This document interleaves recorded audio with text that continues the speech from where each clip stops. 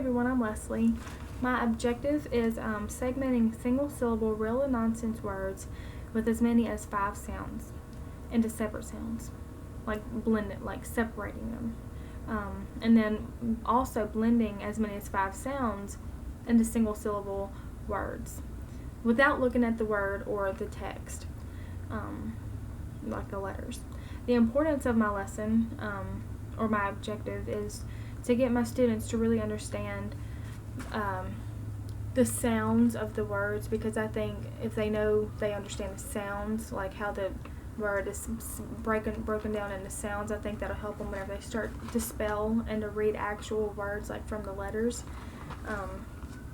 And my review is last week we were learning about the sounds, like phonemes. Well, that's what we've been learning on. But last week I introduced two syllable, like 2 sound syllable words, if that makes sense. No, 2 phonemes, like a word that is separated into 2 phonemes. So this week we would just go over that. I'd show them the cards, like k, ow. Let me show them.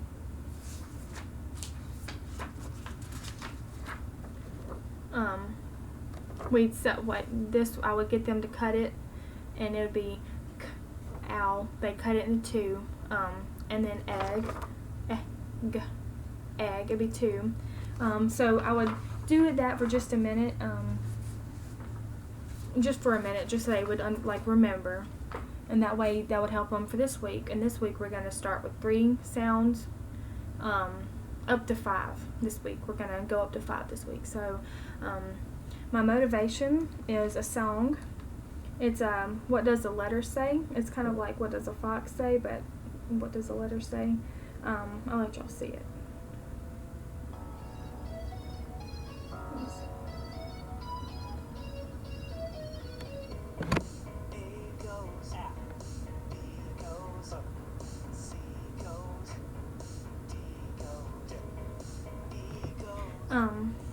I'm not gonna let y'all watch the whole thing, but I think that song would interest the students. I think I think that they would like to sing it with it, and I think it's really good practice, because they would say the sounds, and so I think that they need practice before they break pictures into sounds, which is what we're going to be doing this week. So that song is for practice, and I think they'd have fun with it. My first activity that we would do is I would give them cards, and each set of cards makes a picture, and so they would form these cards into a picture, it'd be kind of sorted, and so they would form it, and they would see that there's 3 cards, and each card represented a phoneme in this picture, whatever this picture is. So this picture is a leaf, and there's 3 phonemes in leaf: l, e, f. So leaf, and then they put it together, and then they would say leaf. And of course I would demonstrate it like that, probably better, but demonstrate it for them, and then let them work individually. I think that they can do that all by themselves. But I'd probably go around and listen to each student while they're doing that. That way I could see if they're doing it right. The sound, see if they're saying it right.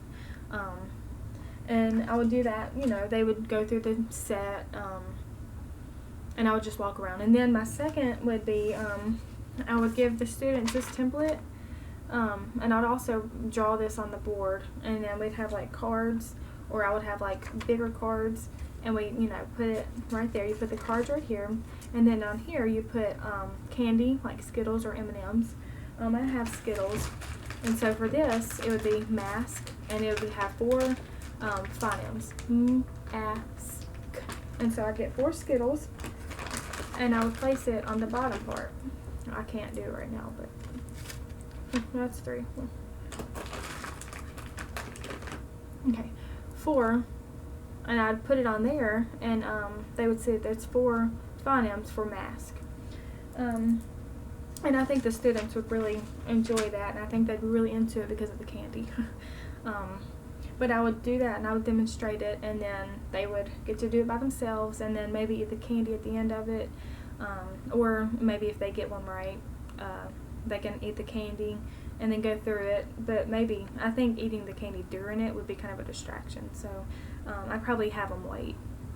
My closing activity, I would get them to walk around the room and find one object to draw.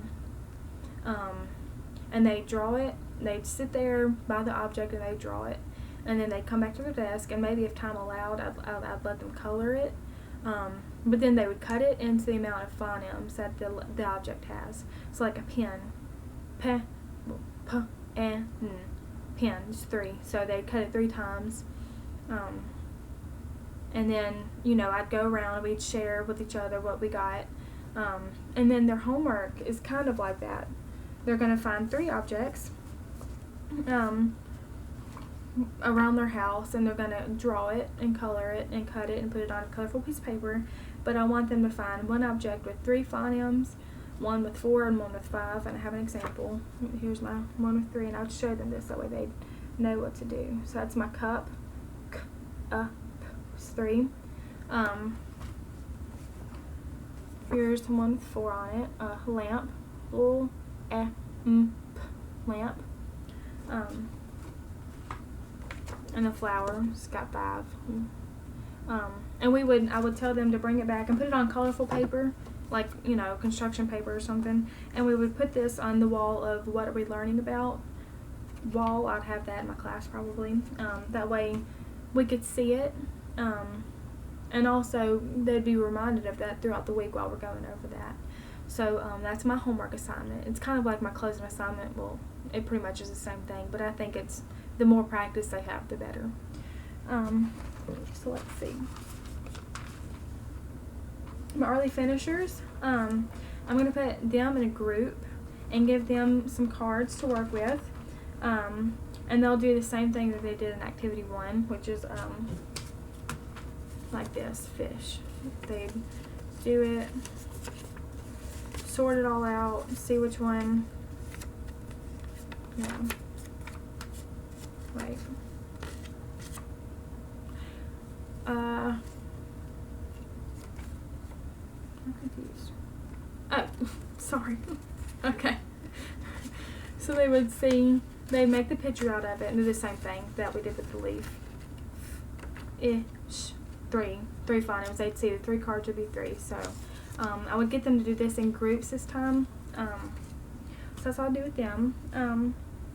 My special needs, I would let them work with a paraprofessional or with me as we did it, and then if they needed help outside of the lesson, then I would give them time to, I would give them my time, and also time with the paraprofessional to work with it.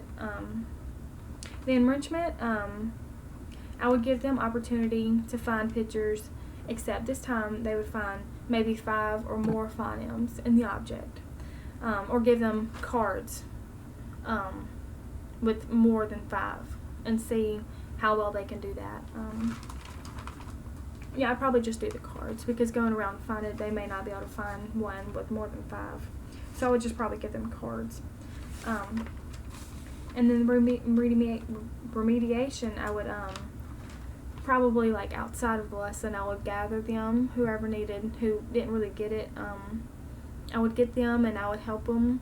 We'd work one-on-one, probably do the cards again, and then we'd work with what they found maybe, and I could ask them about it. Get them to explain to me how they found how many phonemes is in that word. But I think the cards would help them, and just doing the lesson over again basically with them, I think that would help them. But that's it. Yeah, that's it. Thank y'all. Bye.